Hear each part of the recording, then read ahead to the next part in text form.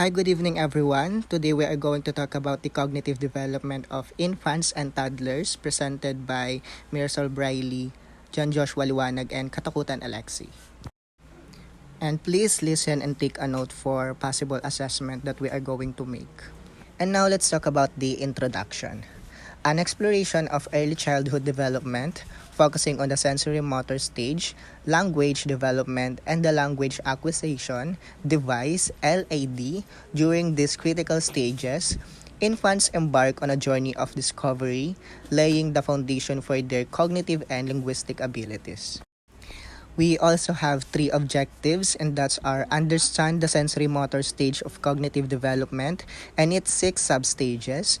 And the second one is the stages of language development in infants from cooing to basic sentence structure. And the third one is to understand the concept of the language acquisition device, LAD or LAD, proposed by Noam Chomsky and its simplification for language learning in infants. And now, let's proceed to sensory stage. The sensory motor stage is the first of the four stages of cognitive development.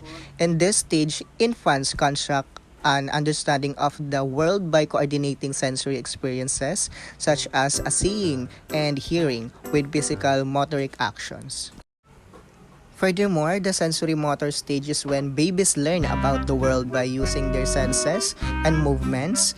They start with basic reflexes like sucking and then learn to do things on purpose like grabbing toys. As they grow, they figure out how their actions affect things around them. This stage is important because it lays the foundation for all their future learning and understanding. It helps them develop skills like problem solving and thinking symbolically, which are crucial for later stages of cognitive development. And now, let's talk about the simple reflexes. Miss Katakutan, please. First is simple reflexes, birth 6 weeks. Babies coordinate sensation and action through reflexive behaviors. Like for example, when a baby automatically sucks on objects placed in their mouth, follow moving objects with their eyes, or closes their hand around an object that touches their palm. Another example is a newborn baby instinctively closes their hand around a caregiver's finger when it touches their palm. Second is first habits and primary circular reaction space 6 weeks 4 months. Babies coordinate sensations and two types of schemes, habits reflex and primary circular reactions. They start repeating actions focused on their own body. For instance, they might repeatedly move their hand in front of their face. Example, a baby discovers that sucking their thumb bringing comfort, so they develop a habit of sucking it whenever they feel unsettled. Third is secondary circular reaction phase, 4 to 8 months. Babies develops habits and become more interested in objects around them. They repeat actions that lead to interesting or enjoyable outcomes. They also start grasping objects intentionally and learn to differentiate between different goals and methods. Example is a baby learns that shaking a rattle produces a sound they enjoy, so they keep shaking it to hear the noise again and again. Is coordination of reaction stage secondary circular 8 to 12 months. Babies develop better coordination between their actions and the things they want to achieve. They start to plan their actions to reach a specific goal. This stage marks the beginning of goal orientation and deliberate planning. Example, a baby sees a toy across the room and starts crawling towards it because they want to play with it. Next is tertiary circular reactions, novelty and curiosity, 12 to 18 months. Babies become fascinated by objects and experiment with different ways to interact with them. They start to explore new behaviors to achieve their goal. This stage is associated with the discovery of new means to meet objectives. Example, a toddler tries various ways to stack blocks or fit shapes into a puzzle, exploring different methods to solve the problem. Is internalization of schemes, invention of new means through mental combination 18 to 24 months. Babies start using symbols and forming mental representations. They begin to solve problems in their mind before physically responding. This stage marks the transition into the pre-operational stage of cognitive development. Example, a toddler pretends to feed a doll with an empty spoon, showing understanding that the spoon represents food and the doll represents a person.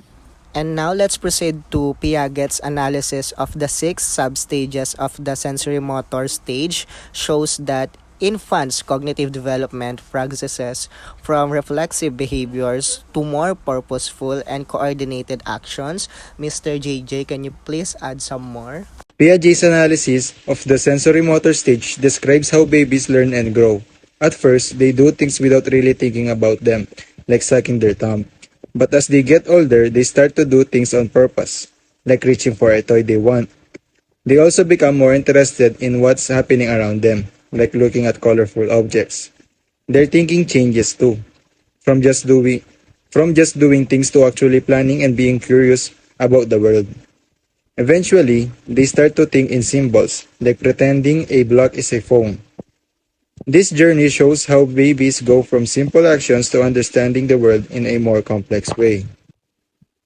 And now, guys, allow me to ask you, do infants learn and remember? Yes or no? If your answer is yes, then you are correct. Infants do learn and remember actually.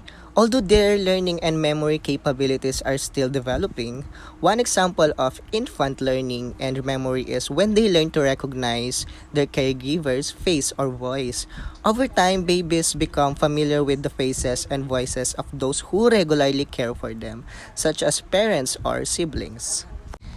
And now, let's talk about the language development. From day one, infants appear to be programmed to tune into their linguistic environment with the specific goal of acquiring language. And actually, from the moment they are born, babies seem to naturally pay attention to the sounds and words around them because they are eager to learn languages even though they are very young. Babies are surprisingly good at picking up on language as they grow. They go through different stages of learning to talk. So the first one is actually cooing. They start with vowel sounds like oo and ah. The second one is babbling. They add consonant sounds to their babbling like baba or dada. The third one is one word utterances. They begin saying single words like mama or ball. And the fourth one is two-word utterances and telegraphic speech. They start putting two words together like more juice or big dog.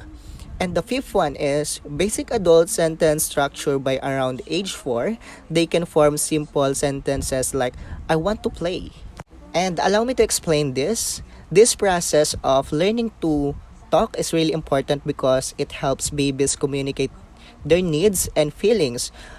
Plus, it sets the stage for them to learn more about the world and interact with others. So learning language is not just about talking, it's a key part of how babies connect with the world around them.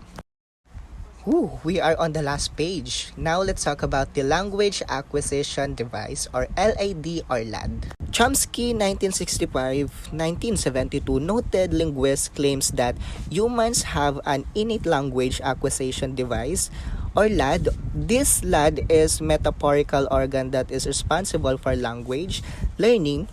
Just as heart is designed to pump blood, this language acquisition device is pre-programmed to learn language, whatever the language community children find themselves in. And allow me to explain this one. This idea actually is important because it helps us understand why children seem to pick up language so easily and quickly.